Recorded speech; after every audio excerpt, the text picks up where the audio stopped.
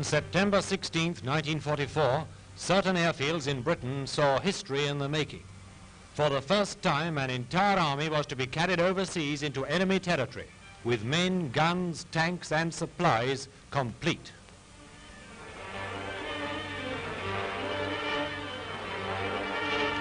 A great fleet of aircraft stood ready to embark the paratroops and glider-borne troops for Holland.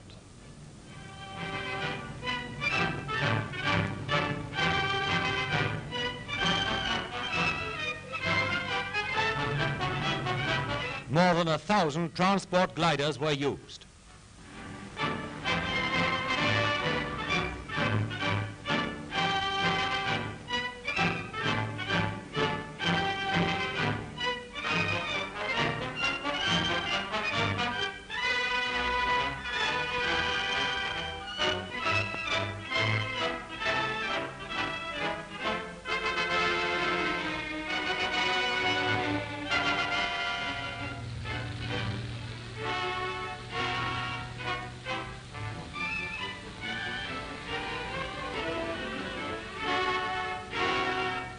In many ways, this operation resembled the airborne invasion of Burma this spring, though on a much larger scale.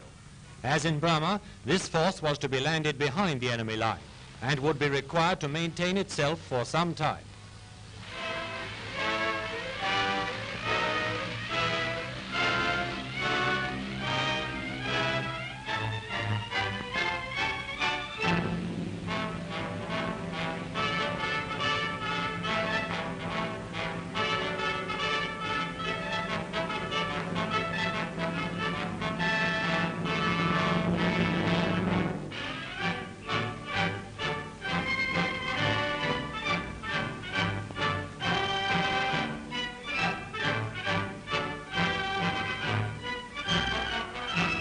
At length, the whole great fleet was winging its way towards the objective, the town of Arnhem.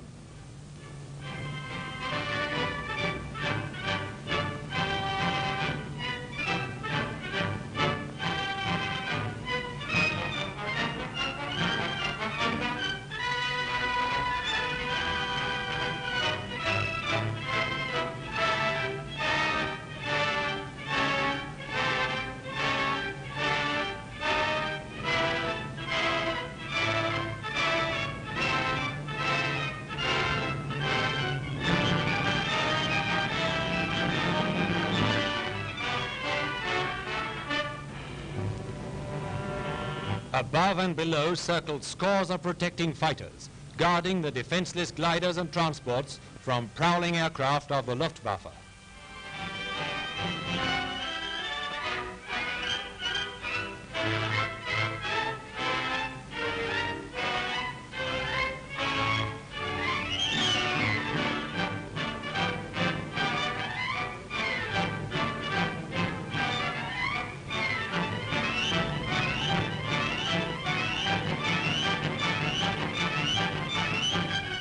Over the North Sea roared the aerial armada, and soon Belgium lay below.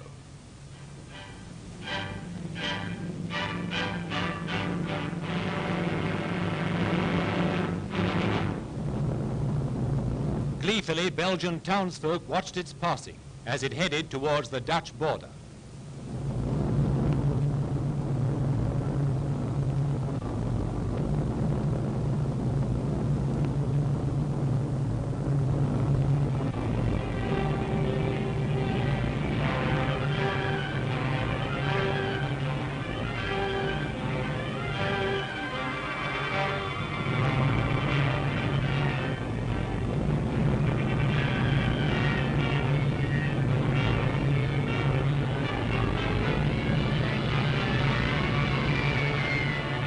Over the objective, first out were the paratroops.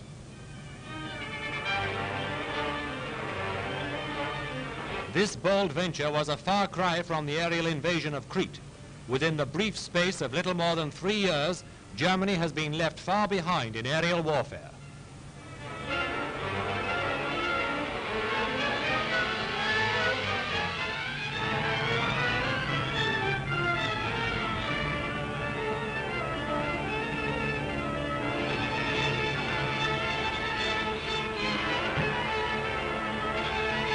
Trained to a hair, the tough fighters of the Anglo-American Airborne Army were in action in a matter of seconds after landing.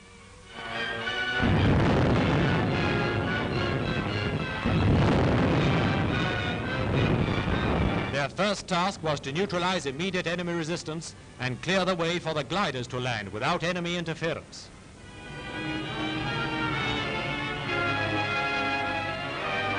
To land by parachute or glider upon uncertain ground still under enemy control is an adventure calling for the utmost resolution and courage. They are brave men who tackle such a task. At Arnhem, the Allies landed in a sector which the Nazis had to hold at all costs. Bad weather made Allied reinforcements from the air almost impossible. For sleepless days and nights, the Allied troops held out against overwhelming odds before they were withdrawn.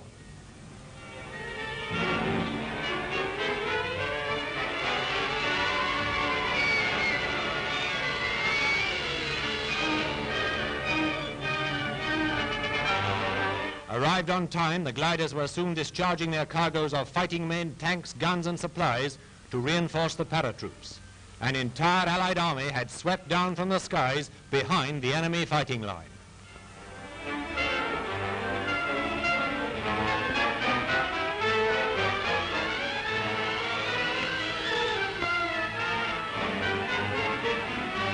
Soon casualty stations were established and the wounded received prompt attention.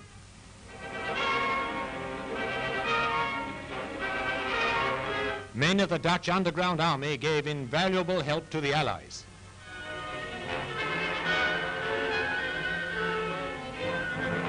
Prominent among Nazi prisoners taken were many young boys.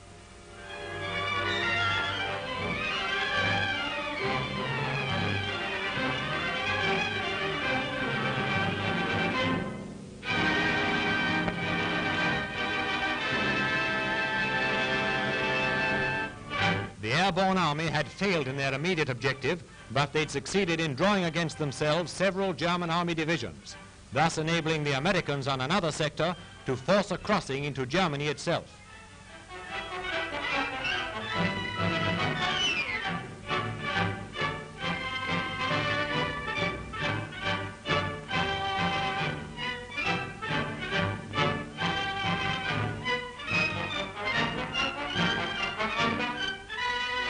This was a historic moment.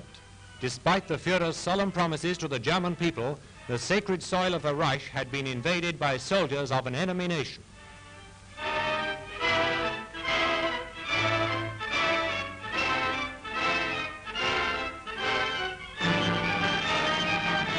Short of mechanical transport, Nazi prisoners used any sort of conveyance available.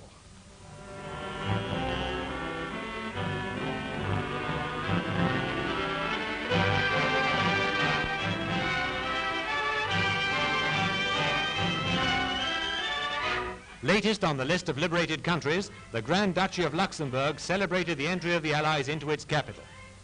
With the Allied troops came Prince Felix, who was promptly mobbed by the joyful Luxembourgers.